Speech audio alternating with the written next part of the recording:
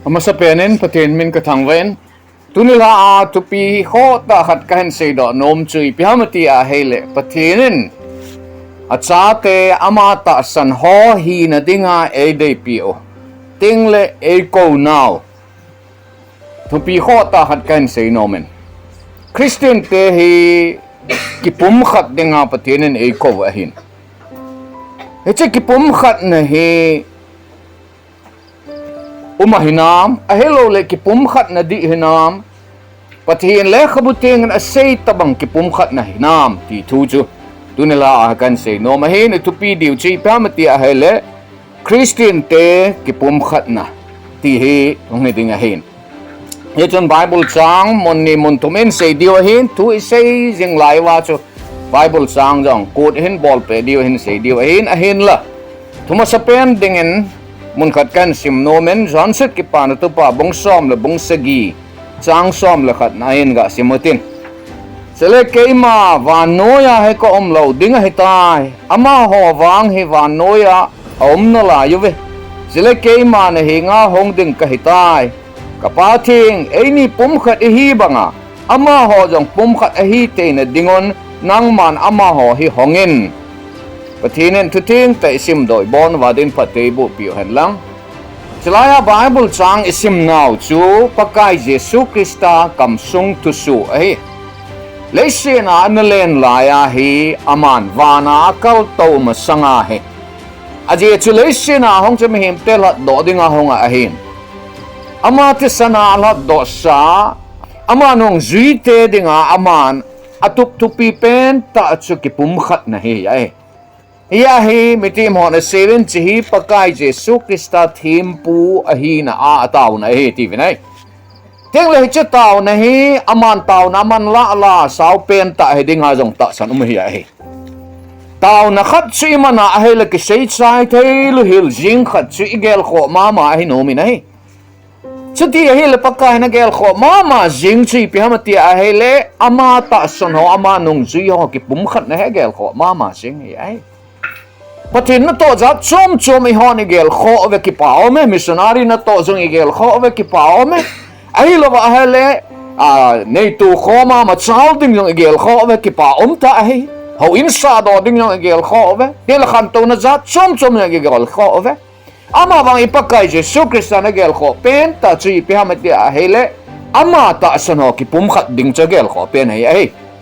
ipisia gel kho ham ti chu Bible hi sama hele mun tam tan he do te hi aji chu ho Kipumkhat ti ngole ama ta san lo lai ho chun he chiwang hi pathin nung zui di ta hi ve hi tabang Kipumkhat na hi kadai ve ka ngai cha ve ke jong ama ho la hin ka pang no ma ti chu ai min a hin mu thai di wi ai tu la ya aboi pen ta khat chu Christian te Kipumkhat na a lo pa he ai ta salam do la Kipumkhat na sanga jong Christian hi nawa Kipumkhat naw hi ititi de ha danger zo hi tai ti hi tunela pa na hi igel do divin kano me nai Christian hi na Kipumkhat na inei thailo pau hi tuni hin pakai Jesu Krista hin e tau pi jingwa hi cha na tau na hin tin sen kapating ni Pumkhat hi banga ama ho jong Pumkhat ahi na dingovin vengin ati yai chule patin lekha buting FSC bongli chang tum na lama chi vet le sol cha Poland jong hiti na sen cham na in ki kanun laga ba Pumkhat hi na dingin ki ha bolan ati pakai Jesu Kristan Pumkhat hi na diwa ana taw na sun zama chu sol cha Poland ana sei che hele Kipumkhat na dingin ki ha bolan ati ikiha bol da ding lin pen ta chu thu sei la sa jong a hinai ama ba Kipumkhat na diwa chu ikiha bol diu hi ai sia chu tu ni la pa na he e chu Kipumkhat na pakai Jesu na ma ta na gel kho a ka pa thing e ni Pumkhat hi banga ama ho jong hi ke ma e ta san ho hi nang ma na ta san ho hi ho bung mi te hi nang man hong bin hin ati hi ai sia chu tu ni a he chu Kipumkhat na chu itabang Kipumkhat na ham sule iti i-maintain diw ham chuting le Kipumkhat na su set hei chu itabang ham di hi pata cha igelo ngai ne in sung khat hi hen lang nam khat hi hen lang ho sung khat hi hen lang hi zong le alo le gambung khat lang country khat hi zong le kipum khat nai kho pen ta hi ya thu chi in jong sei vin he kipum khat in mi him adin sa in ke hen telen mi ma lu sa ti chu ikipum khat na hele kiding cha the ya hin kiding det ten ikhen tel ting le ki lu ba ya he ya hi Christian ho Krista ta son ho kipum khat na denga e ko now chu itabang kipum khat na ham itabang kipum khat na chu nei lew hen pathin I ho na wa chu idin det te dio hem ma sal te dio ham ti tu ne la pan pa chom chakhat song long chim ma ana pi hitin kipum khat na om the na denga kipum khat na di lo het angai nai Christian te kipum khat na heta salama kipum khat na ahipoi ti het no ngai nai Hung let sanga kipum khat na ahipoi ta sa phelam dola kipum khat na ahipoi pakai Jesu ma tan Johnson ki pa na thupa bung khat chang som la ni lama khoi ve na hele ama ho chu ta sa phele mihim lung lama ping hiloven lagawa hin ahiboi Krista ta san ho chu lagawa insung khat ke hi lagawa so pi khat ke hi Ia chaho bong kipum khat na he ta salam dola kipum khat na ti sami hi na dola kipum khat na he poi ti sami hi na dola kipum khat na chun lagaw lam kipum khat na anan kum tam ta o min he yon pung le chang tu e seven pung khat ke ngai lut ding a hi alo tribe khat ke ngai lut ding a hi he chir bang ke ngai lut na he limit uma hi ipiji ham limit om na khat cha Phùng khăn na cái ngày lớn nó mà phùng khom pi na này tiếng mà lại phùng khom pi na này tiếng lại nang ho chỉ hết phùng à coi sung à này vậy thì cái hall tu cái tát lo hả na à sung chú cái hall ko coi ba cái này ham cái hall cái neo che gì hi à cho Krista ai cái phùng khăn nào hậu phùng khăn hi nào hi ta salam dola phung khat hi ji ham tribe khat hi ji ham a hi lo le nam khat hi ji maya kipum khat na hi lo hi a hi a zo ting le itabang kipum khat ham ti chen sei di hi hi le athuma sa pen ta ka sei nom che he le Christian te kipum khat he ta salam dola kipum khat na hi poi ti chu he divin phung le changa tribe ma he lo le zat le na ma kipum khat na hi poi ta salam dola hi poi ti he divin ko no mi nei tiếng lệ kipum khat na di lo cho ham til se bol dinga kipum khat na zanga om thaya ya cho tu la ya kipum khat na tam ta hai phama ti la til se bol dinga kipum khat he ta nei chi je he ta bang til se bol dinga kipum khat na a chu patin ta san cha te chu kipang thei lo hi hi tiếng la bana ka sei nom chi phama ti le kipum khat na Christian te kipum khat na chu mi su gente na diham mi tha gam na ding ham ahilova ahele midang man na ding midang sei siet na ding alola midang dem dinga midang sumin sedinga kipum khat na hipoi aji chi piamati la patinin e ko na cha khat le khat ki sa do tu dinga kipum khat hi vinai ikipum khat na aji cha di ta ngai nai tu na ka sei nom chi piamati ai nam kipum khat na su ke na dinga kipum khat na ibol lo hil diu hi kipum khat na lam chom ome ihola heaven ahel ekipum khat dan chu ekipum khat na ho hi kipum khat lo na dinga ekipum khat na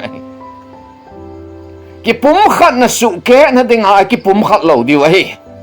kipum khat na di ta lagaw lam hi zong le nam thu hi zong le kipum khat na di ta su ke na dinga kipum khat na ho cha de se na khang tha ho ni join lo diu hi ipan lo diu hi a hi Krista nung si hi na ma ikipum khat nau chu itu cha diu a hi chating le pathinen mi mizala anam khat hi na a elen nau ego na pa ikipum khat nau chi su se thei ding ho a chu ipan lo diu hi a hi ti de se na khang tha ho ka sei pi nom hi a hi mi sei sit na ding ham mi vo na ding mi den na ding ham alo le mi tha na ding ham alo le mi dang su mang na ding a kipum khat na hi lo hi ai Christian te kipum khat nai tu na velen hin seng ka te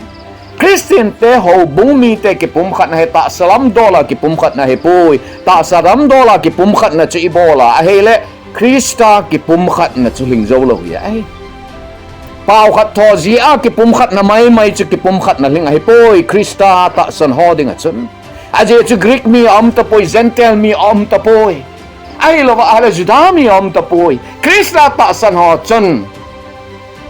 na gao hin na tui cha don khom a he tai ti chu Pentecost ne a cha pau chum a tho chu ai wanga chu Krista a pian tha na hin nei pa na wa chu ama ho pau chia hin khet ta wa ti la ki ho mat thelo hil ho chu hung ki ho mat ta chu not is ka ma jong tribe za chom kho khat anak ki bolu tu a ai lo le kho khat anak ki sim tu ho chen Krista hin ho pa na wa chu I hung ki ho tu thei ta chu la gaw an hin don khom thei ta chu Hichi Kipumkhatna chu ya kun ham ta sa a kun he pui pathinin hichi Kipumkhatna chu pi wa hi ti he di wa thoma sa penta ka hin sinom hi ai ding la ni na a ka sei nom cha hele I tabang chu ham Kipumkhatna di ama sa penta en Kipumkhatna di kiti chi pe ham Christian te Kipumkhatna lagawa Kipumkhatna ai Lagawa Krista ta san khat easy wa chu Kipum khat hi wi ai Krista nong zi khom khat easy wa chu pum khat hi na hi patinen phat te e bo wa ho in ho jong hin sa chai te ngole ke wang chen ka vision ti main ka te kalung gel chu a kho le sun dung zinga jong he e ho pau hello asami sa sei pi dam hindi a sei pi ding ham hello le english a sei pi a het te wam kolpa wa sei pi a het te yam Hichiding a chu tao na hai Christian church idinu hi ai lagaw mang ta tam ta holding a hichi hong sunga omlo zong adang au kel ngoi tam ta om na lai ama ho jong chuna ka pui lut diu he ti chu patin chu lo pin chang han lang hichiding a chu pathinan Krista ta san ho chu Christian Jesu Krista lim tho ho chu Christian ki ti ai Jesu Krista chan tho ho chu Christian ki Chuti ele Jesu da bona pen chi pamatil lagawa chale now in be diu chu hi chi chi ai hi a chi Kipumkhatna wa chu mitam ta pau tin pau tang tho ho sing song chu Krista an kong dinga kel ngoi hong sanga chu ipui lut diu ai na ha ta ito wa me dila ki zo tam ta chu igaloi khenova Maybe lama ko na sa lampi ko ni hin puywa man gam lampi zone dinga chi kilon khompi di ai patinin ego now chi pam spiritual unity lagaw unity sim do dinga ego ni ai hichi dinga cha ha ta hon jong ikaha bol di hi ti hi isei nom hi ai ding la abana hi pam itia hele Krista a Kipumkhatna hi ai Tunin mi men lam kai jong ngai sang za chom ene ki pa om ta hi Krista mina lam kai ho chu za jong za bol di hi Bible na se hi nang ho hi la pang ho chu double respect pi vin ati chu pa sol ho jong respect pi di wa hi a hi na dol ta evangelist ho bo po ho jong dam sunga ringa orden ho chu za nai pi di wa hi Bible na se hi le ka tot lama ho ma ho chu double respect pi vin ati chu Ipije hamatila lagaw lama lampi ay ko mu te ho izabol lo le pathin zabol lo tabang ai ama wang hichulaya ka sei nom khat chu ipi hamati a hele Kipumkhatna hi mihi ma Kipumkhatna hi pon Krista a Kipumkhatna hi ai dulaya Christian te ke hop khenna tam ta ai pi ham mihim izui ta ji wa ki khem te lo hi ai Krista izui te ngo chule Kipumkhat di hi ai pathin chu chai nom men lang Mihim ho chu pathinin aman cha bo hi nai Kipumkhatna diu foundation chu Krista aning pena ama sunga pang chu ya hichi ya ama a chu Kipumkhat diu ya Krista chu alu chang pen hi na Kipumkhat ting la Kipumkhatna chu det ding ya hi Christian church ho Kipumkhatna chu pi ham Krista ya Krista nong zi ho chu Krista ta sama chu Christian diu ya Hichi a che Kipumkhatna che itu cha diu ya hi Polen na to la ya chen ho bung mi te che koi Paul na sila Paul ti ha Paul koi ham ti cho na ki kheno vai chu Paul dei sa loi jong chen ke Paul loi ke hi na ti dan chu ai lol ke Silas Paul loi ke Peter Paul ke ti Paul ki pa nai Silo pi chu ke ha hi ki pa na tu pa mo chi loi khanen ka tu wa loi khanen tui ka chamoin akhan sa Pathian hi bo ve ti chu Krista a Kipumkhatna chu aman jang na sata tu cha amana sei ki chi pe hamatia hele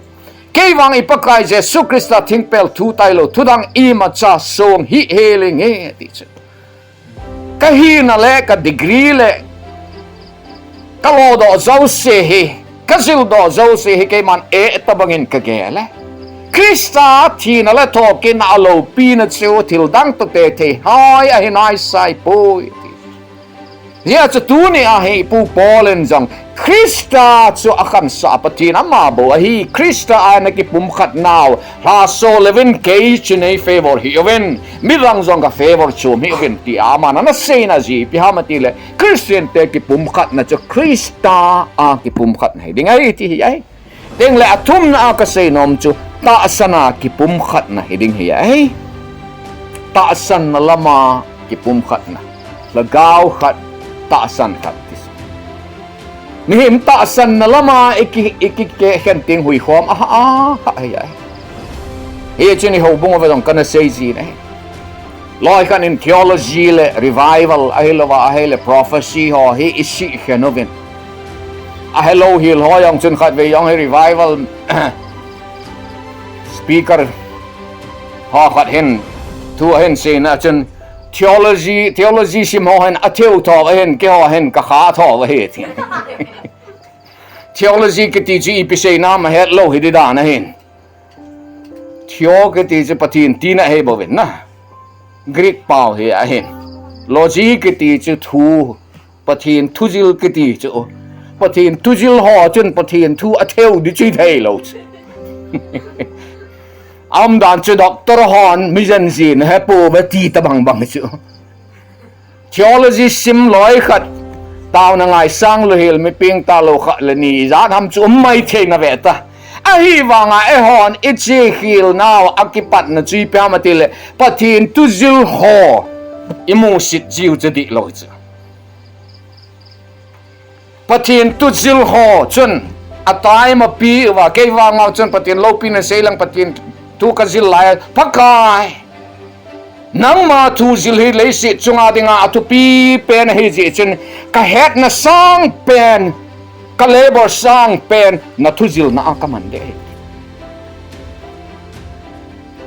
aji che hi che hi ton sot hin na jong a hin ta salama jong ei kai ho ji wa lim se hi ji ji acha Pathian lo pin in selang Bible college mun ni akasim na academic award ani akamu ge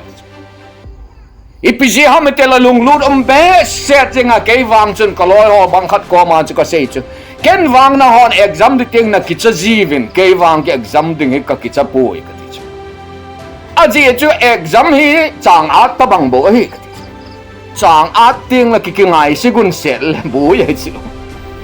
kumbul ti la ko na hin kitonga chang at dai patu ni chu ka theset ta ve kitingai lo pi se ke wang cha Pathian lo pin na ka sei chuk exam de ong hi tin le nom ta ka imun jing ka loi pa cha le kha ha sim lo na jing ka mata dun ta kon tani ka chela na sim na lai ka vet le ta lu in ke wang chun kon ta ko exam la en ka imun wa de tun la ka ta ka ki imut dem de ale result ong su ting chule ka loi han Pathian ja la chu nang pi hi mi le ka sim lai ting le nom ten la po na sen na wale len result hong su tin mark sang ta na mo ji nang hon le khasim ki chep pi tho ba chu kan ne tho hi ka ti ine tho le ki du chu na chapang chen pi ha bune cha ki chep pi tho le cho ta bomal khat le ni bo ne do ta che le ai wa ga lung lut tra ne a he le yoi wa pa ying ya le kha yong kasim shot be se ji pon kai wang chen mio chen ka le kasim lai chen ni pe ham ta ala ba na yong chen ka na omen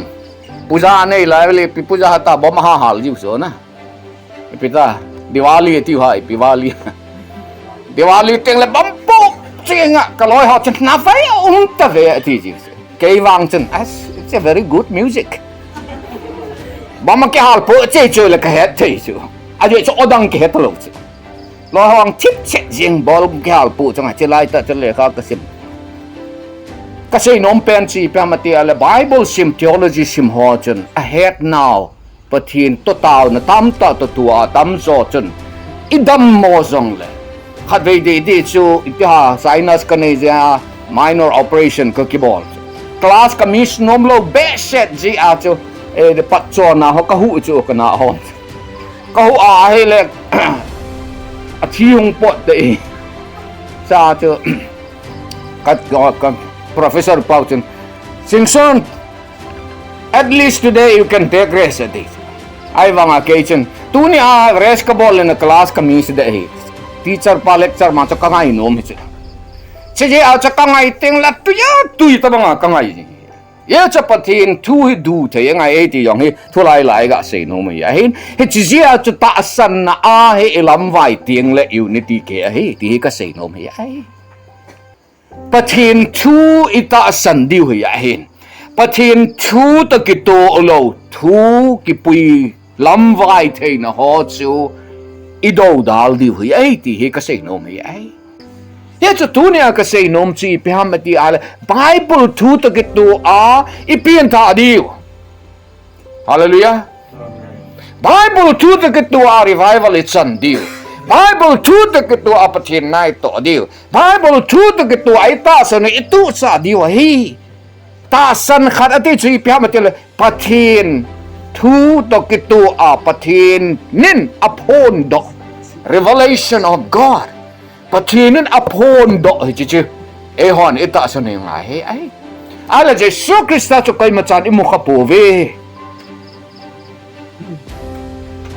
ai le iti he no ham pathin le khabuti nga tu kisuna ko na he no he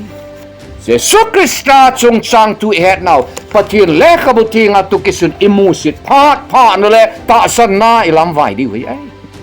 ye chu tu ni khwa he ka so pite ho ta san na pathin ta san now la gau ting ta san now Jesus Christa ta san now pathin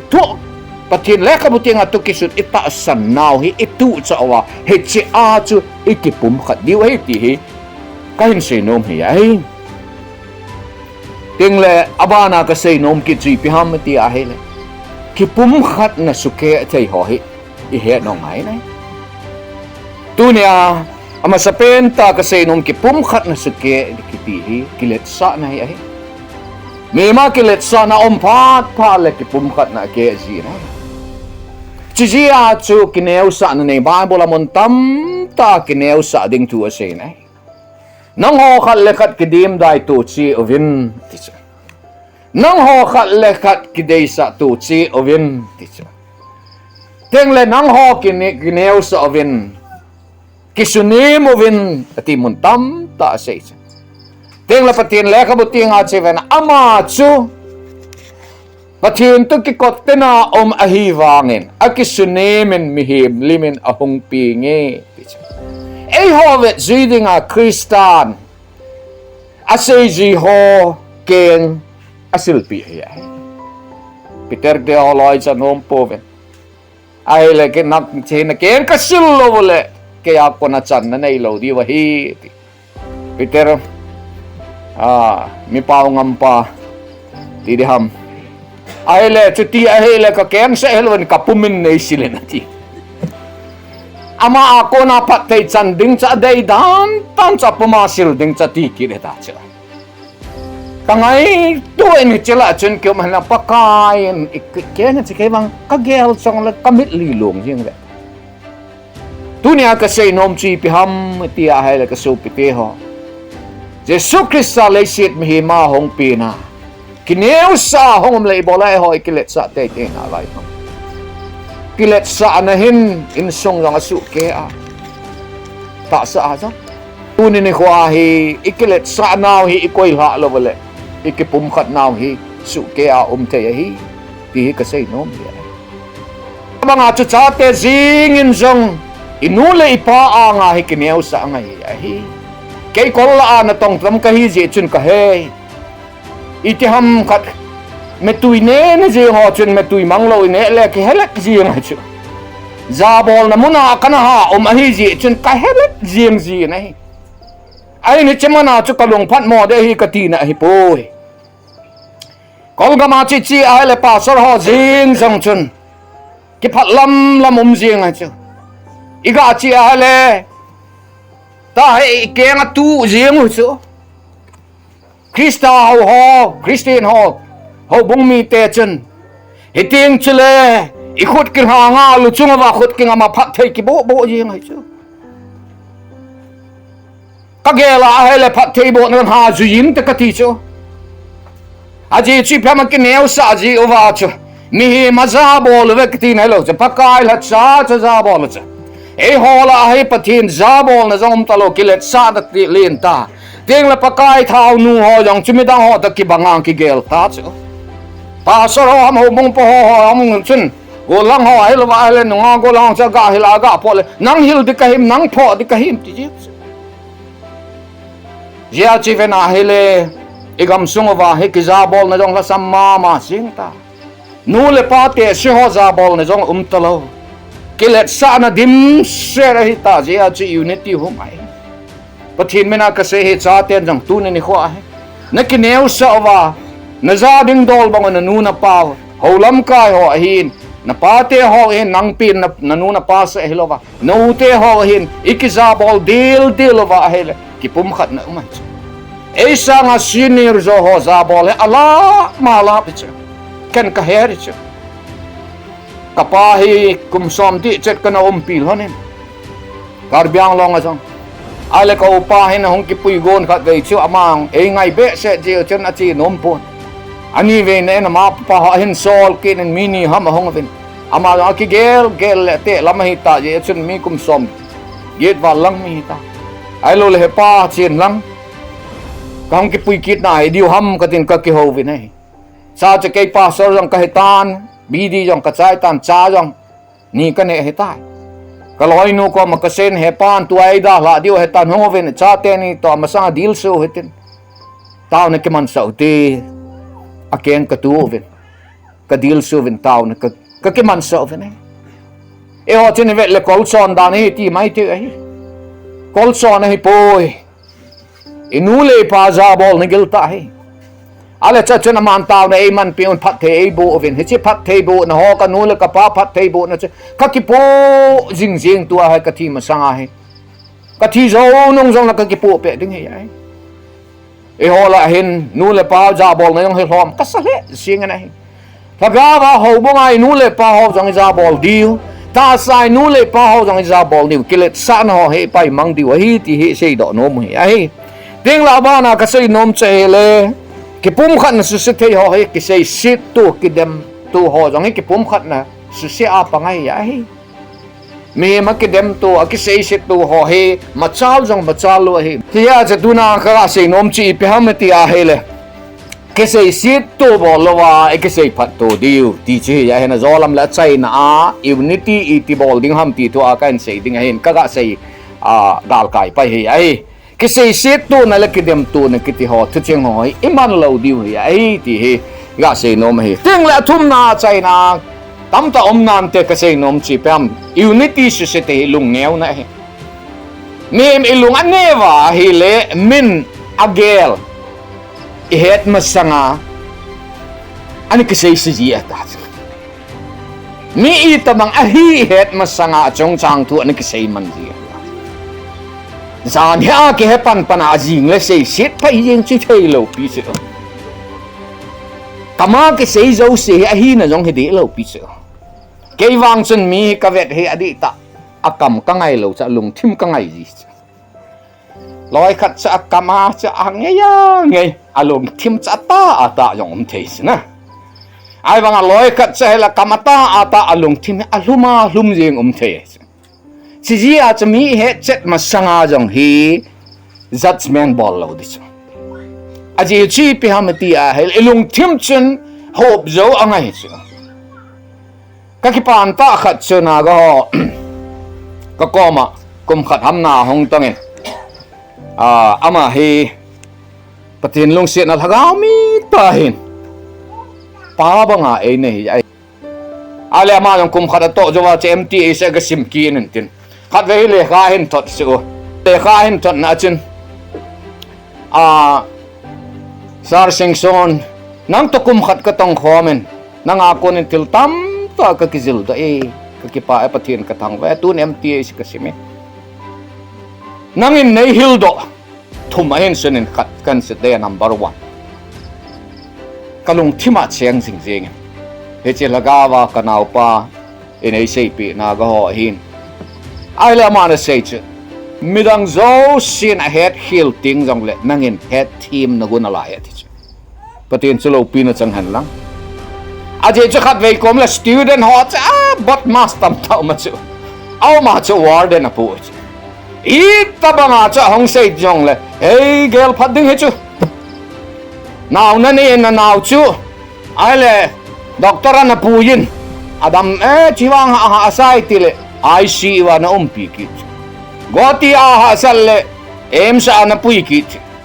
Khat jen ti an si. Mi hello chu. Father Singson. Lu be nga cha palo chi pai jeng lo wa he le thei lo che ti. Sei ki te. Lu be nga cha khat se la dang zo se yang se de hin ipai yeng lo la dang se de he student ho he alu ham ka ti se se thu chi chu ka na ama wang kan ka student ho ka cha ba nga ka gel hin alu he poi ka ti se don't compare my students with potato. They are human beings, they are my sons, they are my children, my spiritual children. He chi ji cha hin se hi mai te se midang zo sin ng head hill good thing yung linang wang head team na gute te chihin ang ako na kakisilahi patin chulo pinan chang hen lang chu tu ni hi piham ta lunglet ngai hi tu na phalo chu jing jong le hong phatei chu kum khana phalo ong chu dil phati te chu ke wang chu student bang khan ong chu principal ka pan na chu loi khat chen he le warden kahil na ngai lo hi apot commit ten kamun kaman na hele kapot hi be ti na kitep ji ale che ho yang chung a boy na stu na principal ka hilo che na pa ka hi thudi seitang kapot na chu father ti ama hon ba mi patte chang ai nei ta ho pi lawa e no sal pai yang le yong ilu ha nga che ti ale cha chen na pa ka hi na ti a hele ka gel do khat o mi ke hi kapin masanga chu kapan ai na thi san he tai amit li ki thi ya chi thu han ngai he ya ilung let ngai he ya ilung aneu tiang chule Kipumkhatna yong chu se te hi ti patin na lung lien ti ngai ai gon he ya hi patin na to ho lung lien ti ngai ai gon ai ti hi iga sei nom he ya hi ting la chai na ka sei nom che hele Kipumkhatna tu sa ding dan he ka sei nom nai akhan nama sa pen ta chun pakai Jesu Kristan jan chut ki pan tu bong som la tum chang som tum leli na in keima nang ho thupi tha khat ka pi na hi ve keima nang ho ka ngai lut bang bang hin nang ho jong khat le khat ke ngai lu vin ti cha e hon i zat ve ka ngai dam na hi ta tu an hin bol kick po po wa hi le ti cha thum ve ngai lut na he le sang pe na che ke gel midang ngai lut ding hi pakayen e ho e ngai lut bang banga he ngai lut diu ja hi isai no mu che Kipumkhatna tu cha na ding ngai lut na le ke thiam tu na ngai lut nai ha sap ting le Kipumkhat zo lo hi ngai lut na la ma chu ama sa ding ki chu vin ngai lut ding chu mi ho bat na inai diu hi ik het to them chi diu hi ti chu isei do no mu yai chule aba na chu sei nom che hele midang ho za bola ki pa sa ding khat le khat ki za bol to ding hi o bong jing an ka sei bang chun kol ho la kol ho mi za bol thep dan chu ale lama chu ki phat lam jing ji gam chu nai chi a hi jong le a hi lawa hi la tau pi nei ga man cha ding ale e ho chi tau pi nei ga man ka ko le pat ding sal te tu yang ikut ga ngam go jong le sang a song ti thei lo chu kol ho la chu in sung tau nei ga man pi la bon no wa chi te si yong le hong wa bon wa dil su ji kangai tuin sofa set na nom ta atawa min ay tao pi apat table na lunding ha thowin ta katisi na aji chi pam talagu go azu sofa set na to lo dai katina lo pi chu min ay ding ha tao pi na mang ta ding ha ay chu awan mo lo ta dc bang ji nga ga khat ve hi nào nay tây lầu mi khát hen tàu nằm măng tiếng ai cô chú bắt tiền ra la nào nay tây lầu cái tàu bị nào nay mi thum ham chỉ tàu âm ta chú chỉ là hen do yang family cả đúng không police họ ai là mi khát để cho anh hết nó là father sinh cho nên nào nay tây lầu họ tiếng tàu nằm tàu đâm mong vàng cái buồn gió là tàu đâm nay hi sợ này anh hay khó tiếng cho là coi tàu này yang là bắt tiền nên là sản gì hay bảo vệ na thì chưa hình anh hệ để đây ấy cô viên cắt chi anh hệ là con hồ lên mình tàu nằm ăn đi cắt ti lệ aloi nu chỉ cả tàu lạ đi cho ghi đan chú ghi ôi riêng hả chú cái yang cho cái tàu go chỉ cái ghi ôi riêng ai bảo ngao chú police không tên ni chú hè cái gian ôi riêng sao bắt tiền hết có lối là father cái họ hi anh chú call gam đi xem nào cho mình father cho common hết chú na ai là cái họ hi aje nei na kum hizat he tan naw la ka nei thei po la hen mi taw pi om ji ti ke he ji wa cho kong hi cái họ Christian cái hi lo wang aven nei taw pi on cái hi Christian ho se dinga father cái hi lo cho na ho dinga yong cái hi chi se hi tak ka Bible wa he Johan bong tum chang som le go ma hi patinin hi banga he wa noya ngai lu he ti wa noya no mam ka ti le hi nge chu ti ala patinin nang yong ngai lu he aja le ma ni deal setan ka tau pien Kuki na cha naw hen ki pu lon ta cha ai wanga tua ka sei te chu tu cha na naw nei thei lo wa o mai ka ngai tu en ta banga ki neu sa nom lo ji cha hedam ti yong ka gel ko ma se na khat ve ko la dam lo hong che ka tau pi a le mi ki neu